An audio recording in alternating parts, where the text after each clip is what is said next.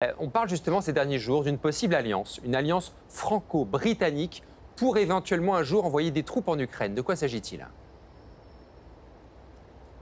Bonjour Jean-Baptiste. Oui, avec la perspective d'un désengagement américain en Ukraine, une coalition franco-britannique semble se dessiner.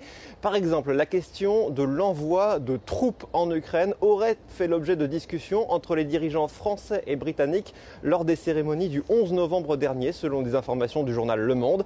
Et puis le ministre français des Affaires étrangères, lors d'un déplacement à Londres il y a quelques jours, interrogé par la BBC sur la question de l'envoi de troupes, a dit n'écarter aucune option. Alors, quand on parle d'envoyer des troupes, il ne s'agirait probablement pas de l'armée régulière, mais avant toute chose de sociétés de sécurité privées.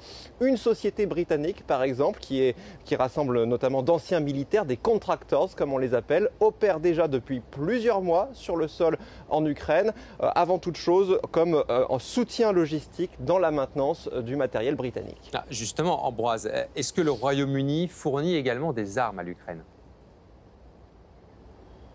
Et oui, on a parlé de ces missiles longue portée, les Storm Shadow.